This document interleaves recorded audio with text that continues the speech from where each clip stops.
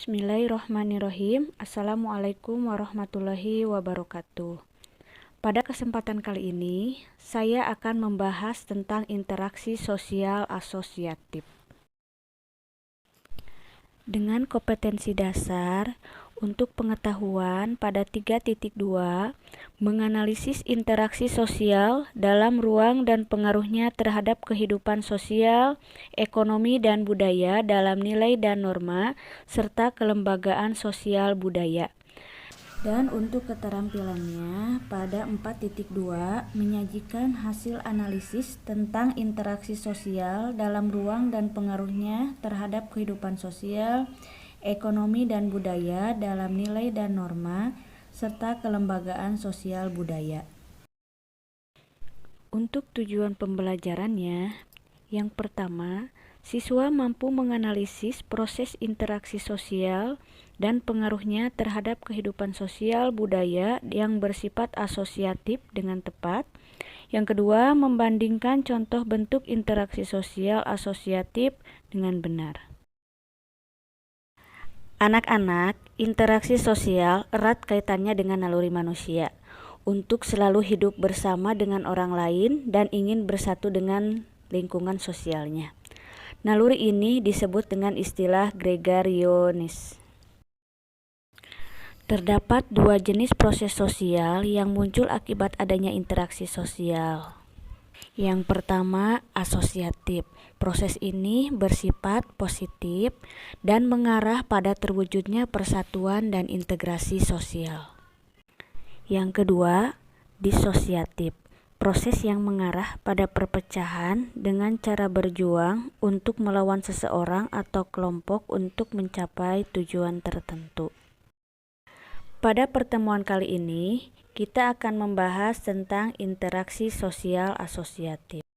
Interaksi sosial asosiatif adalah proses yang mengarah pada terwujudnya persatuan dan integrasi sosial. Interaksi sosial asosiatif terdiri atas 3 bentuk, yaitu cooperation, akomodasi, dan asimilasi. Yang pertama, cooperation atau kerjasama. Kerjasama adalah jaringan interaksi sosial antara orang perorangan atau kelompok yang berusaha bersama untuk mencapai tujuan bersama. Terdapat 2 bentuk kerjasama dalam masyarakat. Yang pertama, berdasarkan sifatnya, yang kedua, berdasarkan pelaksanaannya.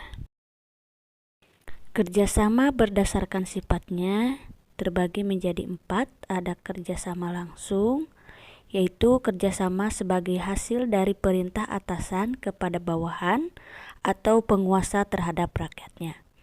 Yang kedua, kerjasama spontan, yaitu kerjasama yang terjadi secara serta-merta. Yang ketiga, kerjasama kontrak, yaitu kerjasama atas dasar syarat-syarat atau ketetapan tertentu yang disepakati bersama. Dan yang keempat, kerjasama tradisional, yaitu kerjasama sebagian atau unsur-unsur tertentu dari sistem sosial. Kerjasama berdasarkan pelaksanaannya, yaitu kerukunan atau gotong royong.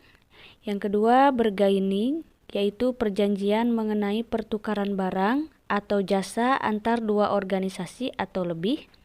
Yang ketiga, kooptasi, yaitu proses penerimaan unsur-unsur baru dalam organisasi sebagai satu-satunya cara untuk menghindari konflik yang bisa mengguncang organisasi.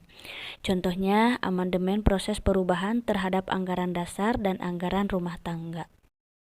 Yang keempat, yaitu koalisi, kerjasama antara 2 organisasi atau lebih yang keduanya mempunyai tujuan yang sama. Contohnya, koalisi antar 2 partai politik, koalisi dalam pemilihan kepala daerah, dan lain-lain. Yang kelima, joint venture, yaitu kerjasama dalam pengusahaan proyek tertentu. Contohnya, Indonesia dan Amerika Serikat bekerjasama dalam pengeboran minyak di Natuna. Bentuk interaksi yang kedua yaitu akomodasi. Akomodasi merupakan suatu cara untuk menyelesaikan pertentangan tanpa menghancurkan pihak lawan. Bentuk-bentuk akomodasi yaitu 1, koersi. Koersi terjadi melalui pemaksaan kehendak pihak tertentu terhadap pihak lain yang lebih lemah. Contohnya dalam sistem perbudakan atau penjajahan. Yang kedua, kompromi. Kompromi terjadi ketika pihak-pihak yang terlibat perselisihan saling mengurangi tuntutan agar tercapai suatu penyelesaian. Contohnya, menyelesaikan sengketa tanah untuk jalan tol. Yang ketiga yaitu arbitrasi. Arbitrasi terjadi apabila pihak-pihak yang berselisih tidak sanggup mencapai kompromi sendiri sehingga melibatkan pihak ketiga. Contohnya seperti pertentangan antara angkutan online dengan angkutan tradisional diselesaikan melalui peraturan Kementerian Perhubungan. Yang keempat, mediasi. Mediasi hampir sama dengan arbitrasi, namun pihak ketiga yang bertindak sebagai penengah bersikap netral dan tidak mempunyai wewenang untuk penyelesaian perselisihan antara kedua belah pihak. Contohnya, mediasi pemerintah terhadap konflik yang terjadi di internal partai politik. Yang kelima, konsiliasi. Konsiliasi untuk mempertemukan keinginan dari pihak-pihak yang bertikai untuk tercapainya kesepakatan bersama. Contohnya, menyelesaikan pemogokan kerja dengan mempertemukan pihak perusahaan dengan perwakilan karyawan. Yang keenam, toleransi. Toleransi terjadi tanpa persetujuan yang resmi. Contohnya, menghormati umat berpuasa pada bulan Ramadan dengan tidak makan di sembarang tempat. Yang ketujuh, stalemate. Stalemate terjadi ketika kelompok yang bertikai mempunyai kekuatan yang seimbang. Contohnya, persaingan antar kelompok menjelang pilkada berhenti dengan sendirinya tanpa ada pihak yang merasa kalah ataupun menang. Yang kedelapan, adjudikasi. Adjudikasi merupakan penyelesaian masalah atau sengketa melalui pengadilan atau jalur hukum. Contohnya, sengketa masalah tanah warisan yang diselesaikan di pengadilan. Dan yang kesembilan, konversi. Konversi terjadi dalam menyelesaikan konflik yang menjadikan salah satu pihak bersedia mengalah dan mau menerima pendirian pihak lain. Contohnya, dua keluarga bermusuhan karena perbedaan prinsip terhadap pernikahan anaknya. Akhirnya bersedia saling menerima pernikahan anak-anaknya. Bentuk interaksi sosial asosiatif yang ketiga adalah asimilasi. Asimilasi bertujuan untuk mengurangi perbedaan di antara individu atau kelompok serta menambah persatuan dengan mengutamakan tujuan atau kepentingan bersama. Contohnya yaitu penggunaan bahasa Jawa dan aksennya yang kental oleh etnis Tionghoa yang ada di daerah suku Jawa. Sehingga saat berbicara bahasa ibu atau bahasa asli etnis Tionghoa tidak lagi terdengar. Hal itu membuktikan bahwa logat atau aksen bahasa Jawa dapat berbaur pada masyarakat etnis Tionghoa yang ada di Jawa. Gilin menjelaskan bahwa suatu proses sosial dikategorikan pada asimilasi apabila mempunyai ciri-ciri sebagai berikut. Yang pertama, berkurangnya perbedaan. Yang kedua, mempererat kesatuan tindakan, sikap, dan perasaan. Yang ketiga, adanya interaksi secara langsung dan intensif secara terus-menerus. Dan yang keempat, setiap individu melakukan identifikasi diri dengan kepentingan bersama. Adapun syarat-syarat terjadinya asimilasi yaitu adanya kelompok yang memiliki kebudayaan berbeda. Yang kedua, terjadinya pergaulan antar individu atau kelompok secara intensif dan lama. Yang ketiga, kebudayaan setiap kelompok berubah dan saling menyesuaikan diri. Faktor-faktor yang memperlancar terjadinya asimilasi yaitu 1. Sikap toleransi, 2. Kesempatan yang sama dalam bidang ekonomi, 3. Sikap saling menghormati dan menghargai, 4. Sikap terbuka dalam masyarakat, 5. Persamaan dalam unsur-unsur kebudayaan universal, 6. Perkawinan campuran, 7. Adanya tantangan bersama dari luar. Faktor yang menghambat terjadinya asimilasi yaitu 1. Sikap menutup diri, 2. Kurangnya pengetahuan, 3. Adanya prasangka negatif terhadap kebudayaan baru, 4. Adanya perasaan rendah diri, 5. Adanya perbedaan ciri-ciri fisik, 6. Adanya perbedaan kepentingan, 7. Adanya gangguan terhadap golongan minoritas. Bentuk interaksi sosial asosiatif yang keempat adalah akulturasi. Akulturasi merupakan suatu proses sosial dalam masyarakat di mana terjadi interaksi antara dua budaya yang berbeda sehingga mengakibatkan terbentuknya budaya baru. Namun, unsur dan sifat budaya yang asli masih tetap ada.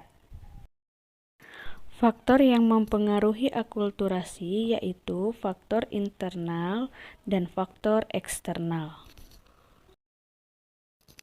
Faktor internalnya yaitu 1. Penduduk yang semakin bertambah dan berkurang. Yang kedua, adanya penemuan-penemuan baru di berbagai bidang. Yang ketiga, adanya proses penyempurnaan atau inovasi terhadap penemuan-penemuan baru.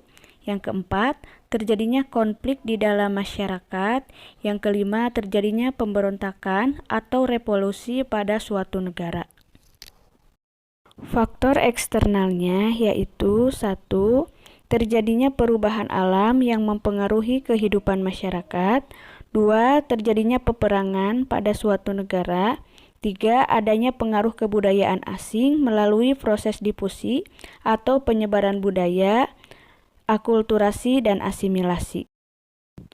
Bentuk-bentuk akulturasi. 1.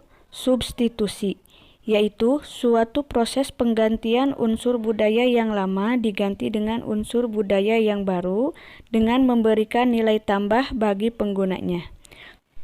Yang kedua, sinkretisme, yaitu proses terbentuknya suatu sistem baru sebagai akibat perpaduan unsur budaya lama dengan unsur budaya baru. Sinkretisme dapat terjadi pada sistem keagamaan. Yang ketiga, penambahan atau addition, yaitu proses pemberian nilai tambahan terhadap unsur budaya lama dengan unsur budaya baru. Yang keempat, penggantian atau deculturation, yaitu proses akulturasi di mana unsur budaya yang lama digantikan oleh unsur budaya yang baru. Contohnya, delman yang digantikan oleh angkutan umum. Yang kelima, originasi, yaitu proses masuknya unsur budaya baru yang memberikan perubahan besar dalam kehidupan masyarakat. Contohnya, listrik masuk desa terpencil. Lalu yang keenam, penolakan atau rejection, yaitu penolakan terhadap budaya yang baru karena dianggap memberikan dampak negatif di mana masyarakat tidak siap atau tidak setuju dengan pembauran budaya lama. Dampak dari akulturasi menurut Beni Ahmad Saibani adalah sebagai berikut. 1. Terjadinya perubahan cara pandang individu mengenai kehidupan masyarakat. Misalnya, berubahnya cara berkomunikasi yang dulunya secara langsung, sekarang dapat dilakukan melalui berbagai media. Contohnya, telepon, pesan singkat, dan media sosial. Yang kedua, terjadinya perubahan dalam hubungan sosial di masyarakat. Misalnya, hal-hal yang dulunya dianggap tabu, sekarang dibicarakan lebih terbuka.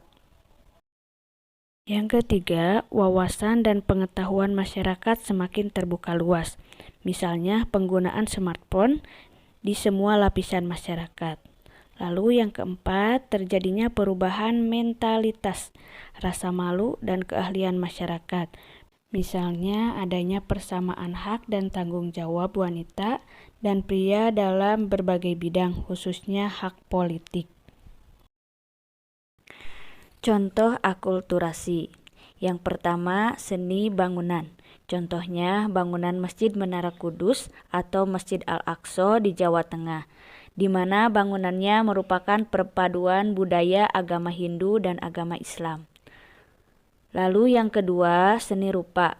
Perpaduan antara budaya India dan budaya Indonesia. yaitu adanya patung Buddha di Candi Borobudur dan relief-relief yang dilukis di rumah panggung, perahu bercadik, dan hiasan merpati yang merupakan karya seni asli Indonesia. Yang ketiga, seni sastra. Contohnya tulisan Arab berkembang menjadi tulisan Arab gundul atau Arab Melayu. Yang keempat, sistem pemerintahan. Contohnya perubahan kepala pemerintahan yang dulunya kepala suku menjadi raja. Yang kelima, budaya asing lainnya. Contohnya angpau yang berasal dari Tiongkok, Halloween berasal dari Eropa, Valentine dari Eropa, dan lain-lain. Apakah kalian sudah paham tentang materi interaksi sosial asosiatif? Apabila ada yang kurang paham, bisa ditanyakan pada guru atau ditulis pada kolom komentar. Untuk materi selanjutnya yaitu tentang interaksi sosial disosiatif. Sekian. Assalamualaikum warahmatullahi wabarakatuh.